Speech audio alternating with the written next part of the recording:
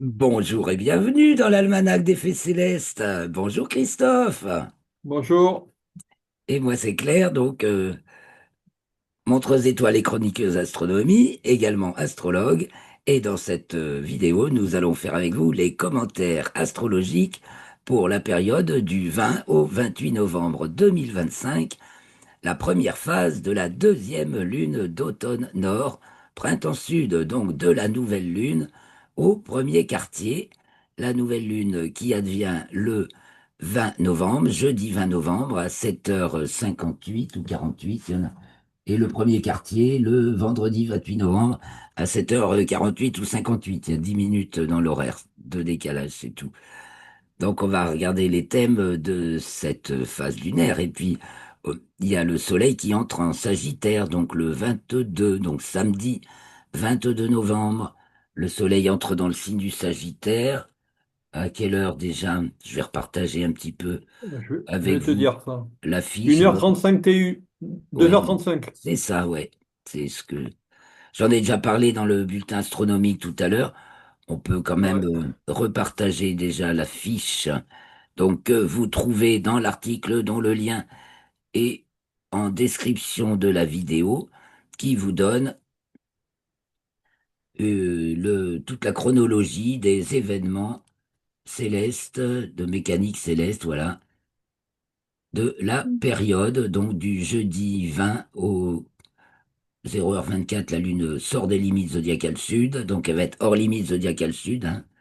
De jeudi 20, 0h24 à mardi 25, 12h18, avec sa déclinaison minimale samedi 22 à 19h, donc la Lune est dans ses bas, elle est très bas.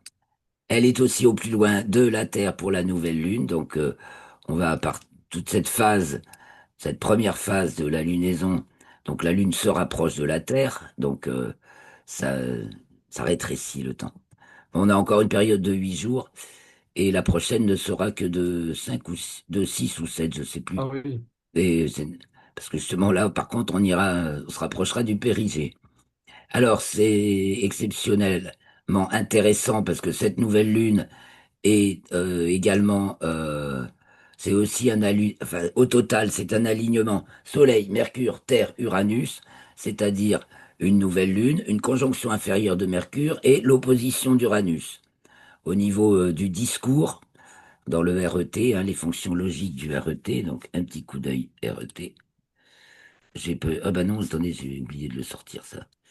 Je l'ai je l'ai pas ouvert. Alors, ça va pas le faire. Voilà, tapoter, je voulais vous montrer ici. Voilà, Uranus et Mercure dans le RET sont les deux relais non nœuds, non existence, qui touchent pas au domaine de l'existence, qui va de la représentation à la transcendance, c'est-à-dire de l'unique au multiple, du connu à l'inconnu pour Mercure, et du multiple au simple, à l'unique, hein, de la transcendance à la représentation, du multiple à l'unique pour Uranus.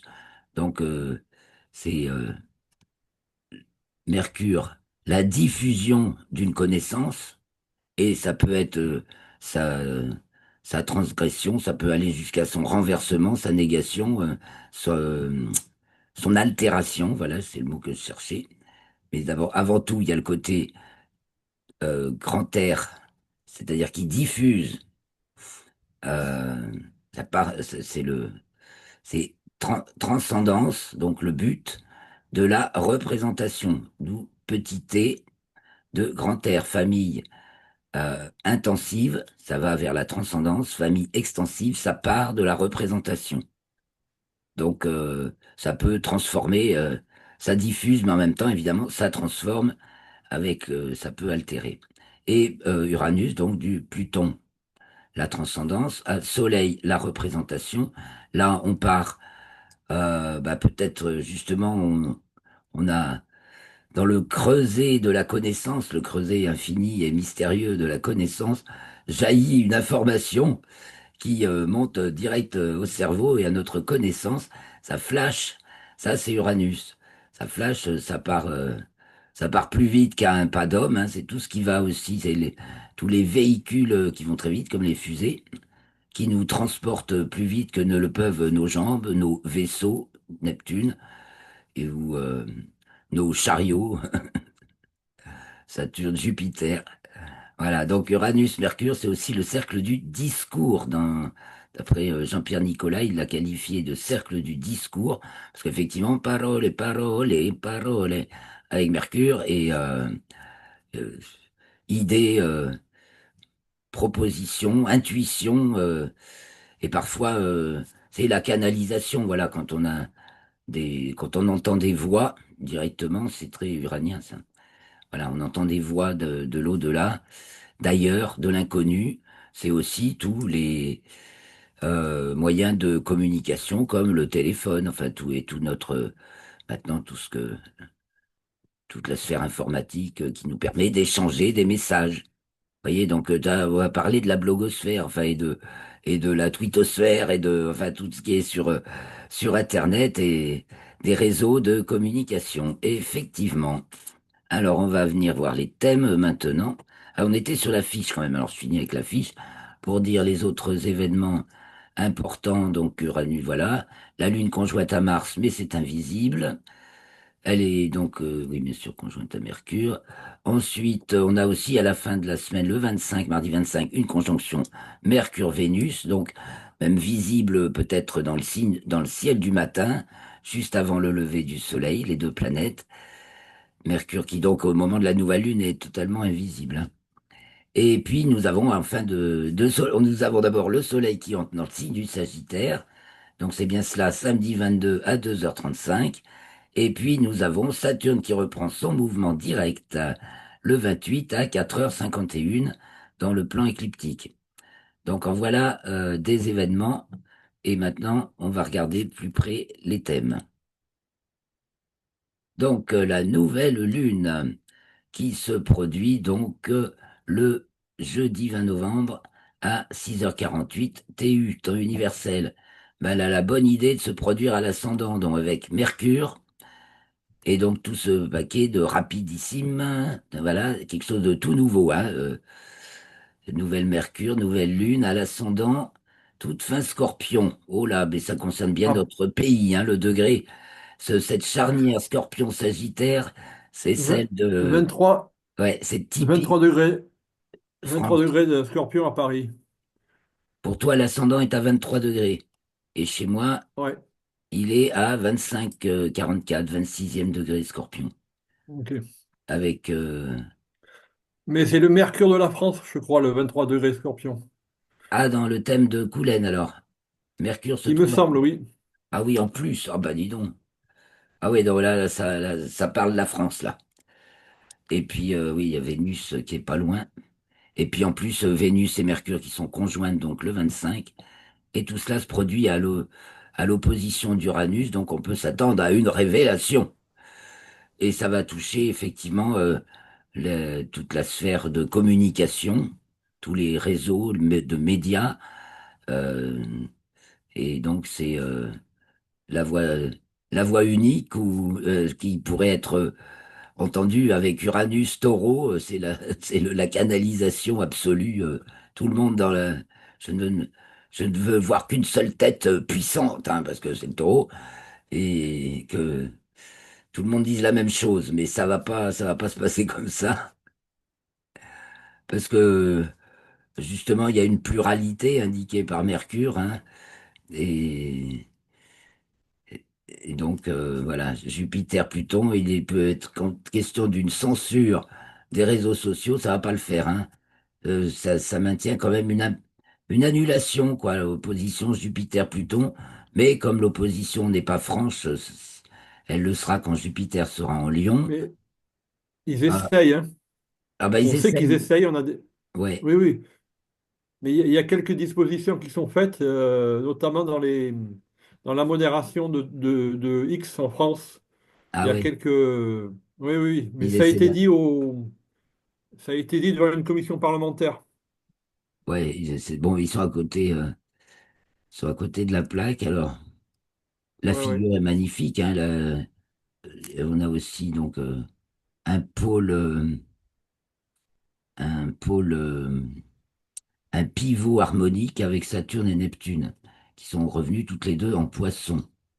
Donc, ce qui nous amène. On parle beaucoup de religion hein, en ce moment, des racines. Là, Ah ben, la spiritualité prend les ouais, devants au galop. Là, ça y est, c'est vachement important. D'ailleurs, c'est aussi compris avec Jupiter-Pluton. Voilà, une configuration Jupiter-Pluton fait intervenir la transcendance dans la gestion sociale. Jupiter. Donc, et puis, bah oui, si on veut se tenir debout, Uranus, se relever, prendre, évidemment qu'il faut tenir compte de ses racines, de son ancrage spirituel, de retrouver sa tradition euh, culturelle, voire cultuelle, mais bon, qui fonde effectivement l'identité d'une nation, quelle qu'elle soit. Donc là, ça se passe bien. Là.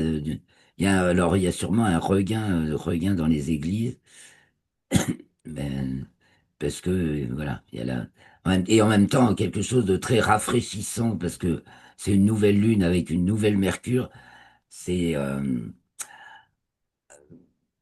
voilà, on va se plonger aux racines, hein, Scorpion, Sagittaire, mais en même temps, c'est pour retrouver quelque chose de frais, de nouveau, qui va redonner un élan pas possible. Donc ça, tout ça, c'est chic.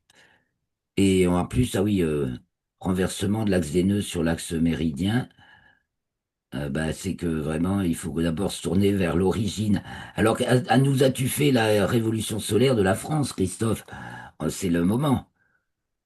En cette année, alors,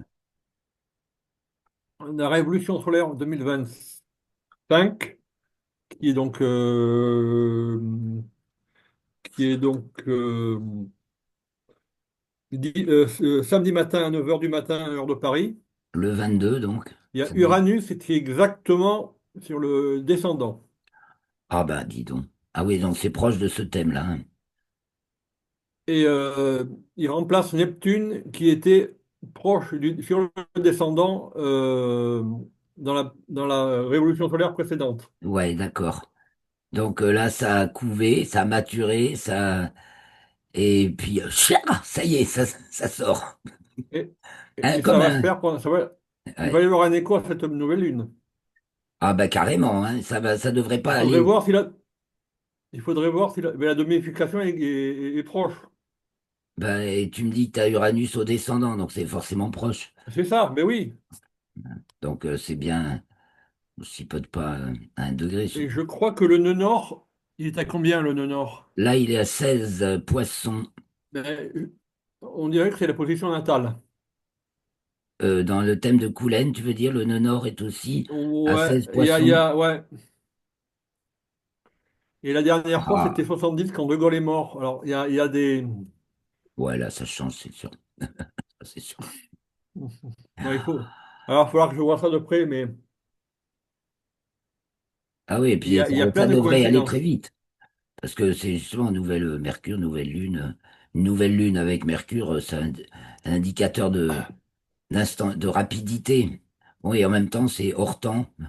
C'est et quelque chose qui fait irruption soudainement, n'est-ce pas, avec Uranus au descendant, on va avoir une révélation, certainement. Encore une. Il y en a plein, Non, vous me pour direz. moi, alors, En ce moment, ça il y a n'arrête pas, les révélations. les élections municipales qui sont prévues en mars. Oui, Donc là, ça devrait bouger. oui, si ça ne bouge pas avant, justement, il y a peut-être même des élections qui arriveront plus tôt. On remarquera aussi que cette configuration, là, cette opposition donc de la nouvelle Lune et Mercure à Uranus est entourée par Vénus d'un côté et Mars de l'autre, qui ne font pas d'aspect dans le thème géocentrique. Tandis qu'en héliocentrique, elles font Vénus un carré à Pluton et Mars un demi-carré à Pluton. Ah, donc il faut vraiment qu'on se remette en question profondément sur notre statut d'être humain sur cette planète Terre, hein, je dirais carrément. Au-delà de l'être social, justement, ce que dit Pluton en face de Jupiter, bah, faut réviser nos fondements sociaux et s'interpeller sur le profond de notre être. ça nous amène tous à ça, hein, et ça va mener le pays à un regain. Voilà, quand on touche le fond, on remonte. Là, on est vraiment en train de le toucher. On pourrait, voilà, je dézoome un peu pour voir les quatre sphères. Oh là là, localement, c'est c'est tendu C'est chez moi. explosif, C'est tendu chez moi. Je sais pas si à Paris c'est aussi tendu, mais alors chez moi c'est très c'est tendu, hein. explosif. Ouh, tout est rouge. Et le beau trigone en relation, c'est c'est un double carré localement. Donc ça va demander de la force intérieure.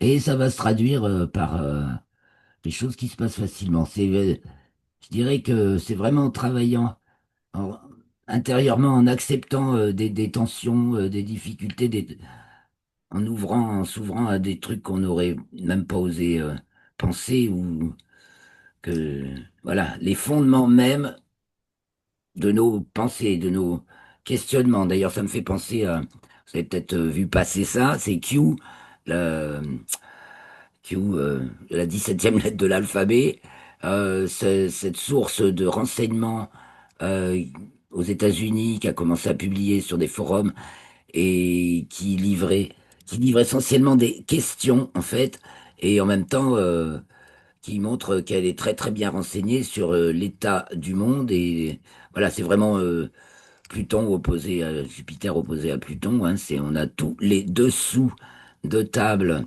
de ce qui se trame en surface et les bonnes questions à se poser si on veut se diriger intelligemment, géopolitiquement parlant, là, dans le monde actuel.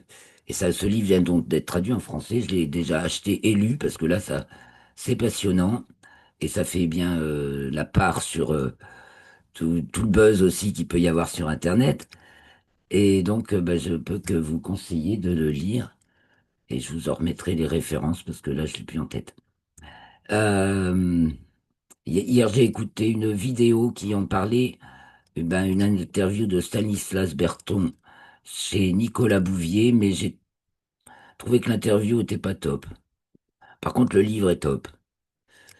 Bref, donc on voit dans Héliocentrique, évidemment, donc une conjonction Mercure-Terre-Uranus au demi-carré de Jupiter, trigone à Pluton, sextile à Saturne, Neptune.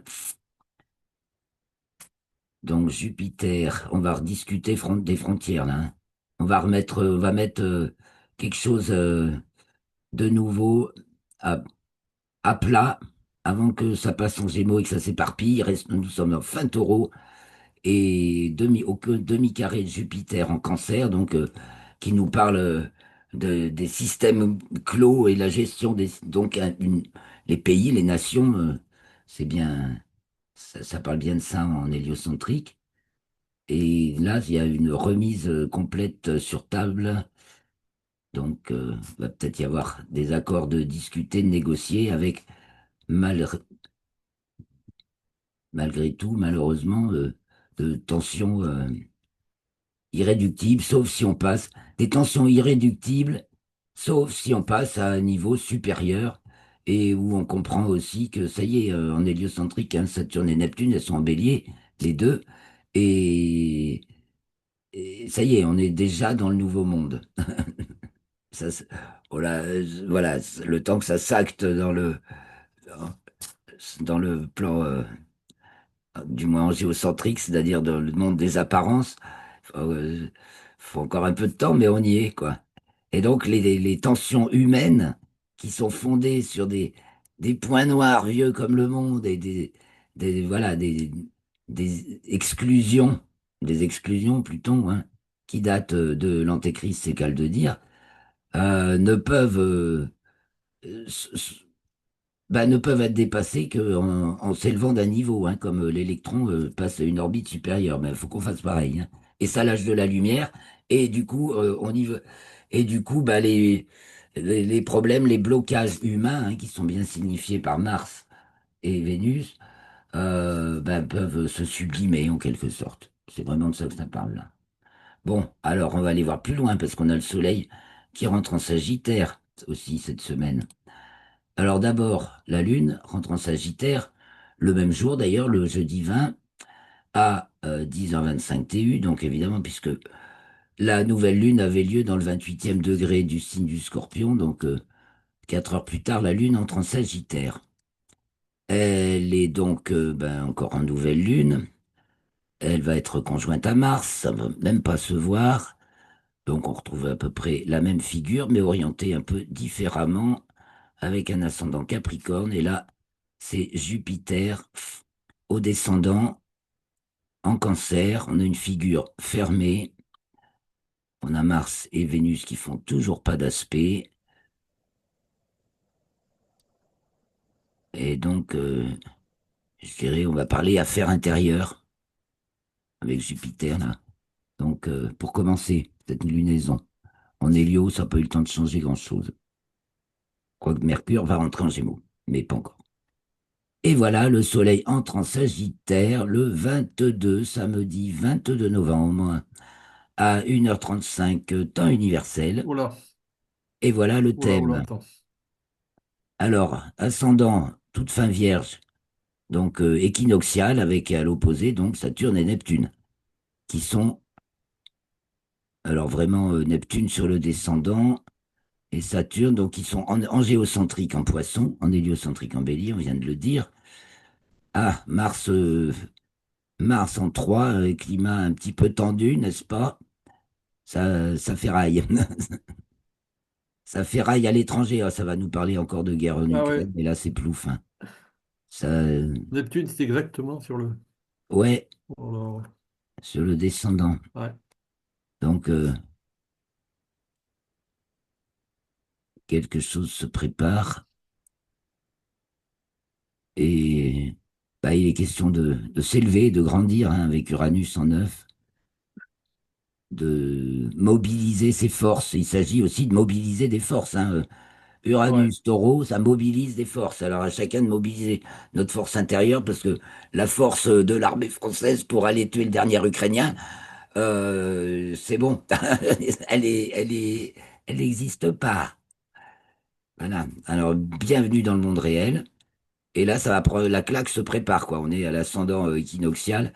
Le renversement qu'on a vu avec les nœuds lunaires renversés dans l'axe méridien à la nouvelle lune s'installe. On est dans le climat de renversement, là. Bon, en Hélio, bah, Mercure est entré en Gémeaux, voilà, et fait un trigone à Pluton, ce qui facilite la communication. Alors, et ça, oui, alors c'est le Soleil, là. Ah oui, c'est important, c'est pour le mois du Sagittaire. Ah ben, en topocentrique, c'est plus cool que tout à l'heure. Mars en 2, carré à Jupiter. Attention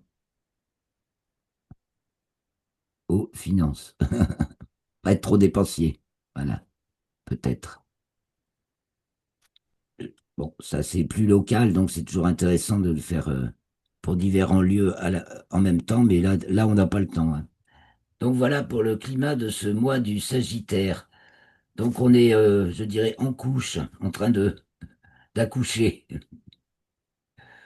Le gros du travail est fait, hein, ça y est, hein, ça va sortir je pense que ça sort d'ici la fin de la saison d'automne. Donc d'ici que le soleil entre en Capricorne, donc le temps qu'il est en Sagittaire. Il va se passer, donc ça va être actif, hein, puisqu'il va... non, la conjonction Soleil-Mars, elle se produit un peu plus tard. Elle se produit en janvier. Mars va avancer aussi, oui. Donc le Soleil va courir après Mars dans le Sagittaire et elles seront conjointes en Capricorne début janvier. Donc bien sûr, on ne voit plus Mars. Donc ce qu'on voit, c'est une maison 3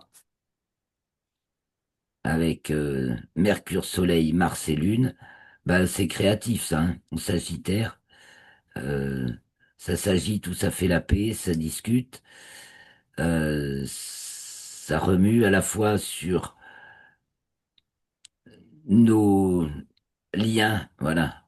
On va revisiter aussi nos liens même historiques, hein, et nos amis, voilà, les vrais amis depuis longtemps, longtemps, les vrais partenaires, et puis un pôle avec ce Mars.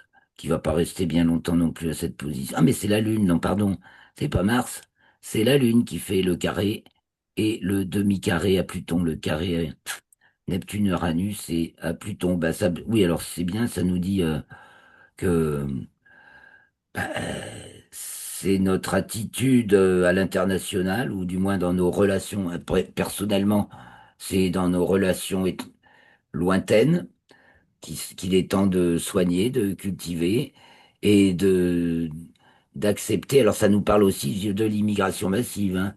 T'acceptes tout le monde ou pas, quoi. Ça va être la problématique, l'immigration, là. Ah oui, c'est ça aussi. Lune Sagittaire, les gens qui viennent de loin, étrangers, Pluton, Saturne, Neptune, d'autres cultures, d'autres religions, bah, jusqu'à quel seuil c'est intégrable. Voilà, sinon ça frite. Voilà. Donc cette problématique de l'immigration risque de bien être le sujet du mois qui vient. Donc on arrive au 22. La Lune, elle entre dans le signe du Capricorne, toujours le 22, à 22h52 TU, donc en fin de journée, toute fin. Et donc ces 2 jours et demi où elle va être en Capricorne, nous avons Vénus au fond du ciel en Scorpion, opposée à Uranus, hein, ça se rapproche, Vénus se rapproche, avance, Mercure recule, pas loin encore du Soleil, on a tout le faisceau grand air au fond du ciel opposé à Uranus, ça renverse. Et la Lune encore au carré de Saturne, la Lune en 5 qui rentre en Capricorne, là c'est sérieux les amis, c'est le peuple qui parle et là, ça classe. On dirait que voilà, on va arriver à renverser, va bien falloir, ça vient, ça vient. Ça vient d'autant plus vite qu'on est capable de lâcher nos repères habituels. C'est la moindre des choses qu'on puisse dire. Nos repères culturels, nos idées toutes faites, nos croyances sur, je sais pas, la démocratie, même la souveraineté, enfin toutes nos idées toutes faites, là, il faut ouvrir. Puis l'ascendant est en Lion, donc oui, on va vers, on est dans quelque chose de victorieux, hein. Vénus, Mercure, Soleil, donc Soleil qui est maintenant Sagittaire, c'est vraiment toutes les racines de la France. Et donc, ah oui, c'est le 22, non, oui, c'est ça. Donc le jour aussi de la révolution solaire de la France, en prenant comme origine les accords de Coulaine en l'an, rappelle-nous Christophe, 700, 843. pardon, 800. 843. Donc au 9e siècle, suite au partage de l'empire de Charlemagne, Voilà. qui a France, défini, France, Allemagne, Italie. voilà, et qui a défini en langue française, suite au traité de Verdun préalable de quelques mois, cet événement, premier texte officiel en langue française, et donc les accords de Coulaine ont défini un premier État de France. Voilà, Ben oui. c'est bien ça, hein. On n'a pas La pris. première base juridique de la France, c'est ça. Voilà, première base juridique. Donc pour Jupiter. Et d'ailleurs, dans ce thème de Coulaine, Jupiter culmine et Neptune se lève. Ouais. Donc c'est bien ça. Bon, on tâchera de vous faire la révolution solaire pour la prochaine fois. Le 25 novembre à 10h15 TU, la Lune entre dans le signe du Verseau. Elle va être conjointe à Pluton, donc elle est conjointe à Pluton en maison 1, opposée à Jupiter. Donc un inconnu prend la gouverne. Il est, euh, il est enfin, il est reconnu, reconnaissable. Enfin, il est aidé par la fonction solaire, donc il incarne. Il est, mince, je cherche le mot, excusez-moi, validé en quelque sorte. C'est le principe d'être validé par ses pairs. Et Trigone Neptune, donc chargé de tout. toute la masse à la fois populaire, toute la masse de l'histoire, toute la masse des croyances, voilà, de ce qui forge la matière, tous les éléments qui font que une nuée, certes, mais bien une entité en train de se former, Neptune. Alors, voilà, une nouvelle définition, puisque c'est représentation du sujet. On est en train de créer une nouvelle définition de notre pays avec Uranus en 4. Donc le champ, voilà, on se rappelle de nos hauts faits. Peut-être, ah oui, on parle beaucoup de Jeanne d'Arc aussi en ce moment. Et d'ailleurs, on va peut-être encore en parler encore plus parce que avec l'opposition à Vénus conjointe à Mercure, ça se pourrait. En Scorpion, pour se sauver au dernier moment avant que ce soit trop tard. Après, c'est foutu. Voilà. Nous arrivons aux Poissons. La Lune entre dans le signe des Poissons le 27 à 19h23 TU, donc me- jeudi 27 novembre. Et là, c'est Neptune. Ben, on a parlé du thème de Coulennes. Regarde l'orientation de ce thème, Christophe. La Lune entre dans le signe des Il Poissons. reste poisson. Le Alors, c'est Neptune peut-être culmine et Jupiter se lève. euh, Bon, c'est l'inverse de 27 Coulennes. novembre. Dans Ouais. Coulennes, c'est Neptune se lève et Jupiter culmine. Alors, il Mais, va falloir voir ce qui va se passer donc le 28 hein, novembre. ouais, parce que la première phase de la lunaison, 28, donc, ouais. 28 et 29 à suivre. Ah bah carrément, hein, parce que première phase de la lunaison, c'est le pré-contact de la lunaison, donc les choses se mettent en place. Et puis deuxième phase de la lunaison, donc entre le premier quartier et la pleine lune, c'est la mise en contact de la lunaison. Donc première phase, ça se prépare, deuxième phase, ça se met, oui, ça se met en place là, et puis on commence à reconnaître dans quel champ on est. Et puis après, troisième phase, bah, c'est là que tout s'acte. Donc on est en train Et, de préparer. la lune bélier, c'est ce Saturne qui suit. Il y a Saturne, Neptune, lune sur ascendant. Alors le Si tu suivant, montres oui. là, Là, le suivant là. on va pas aller jusque là, puisque au premier quartier, la Lune est encore en Poisson et Saturne Ouais. est au descendant. Donc ce sera pour la semaine. Bon, d'accord, on peut jeter un coup d'œil quand la Lune entre en Bélier. Elle est conjointe à Neptune et Saturne au descendant. Donc là, ça donne du corps à Neptune. Donc on est peut-être aidé hein, par. C'est pour ça il y a toute cette montée de la spiritualité prise tenir en compte la transcendance, alors qu'on est, c'est vrai, en France particulièrement, on est dans une culture qui a décrété nier la transcendance. On a appelé ça laïcité, mais avant ça, je reviens toujours à mon point focal, qui est le solstice d'hiver de l'an 1666, où Colbert a créé l'Académie des sciences sous le règne de Louis XIV. Et dans cette Académie des sciences, eh bien, on a voulu que des sciences euh, objective et depuis donc l'astrologie n'a pas été invitée et donc ça a créé la scission entre l'astronomie et l'astrologie qui n'existait pas auparavant, du moins elle n'était pas formalisée à ce point et donc ça a amené depuis l'astrologie à vraiment être dans les bas-fonds du terrain culturel et scientifique, même si ce n'est pas une science, mais c'est la science de l'art et l'art de la science. Ce n'est pas qu'une science, c'est aussi un art, et ce n'est pas qu'un art, c'est aussi une science. Mais enfin, tout art est une science, en fait.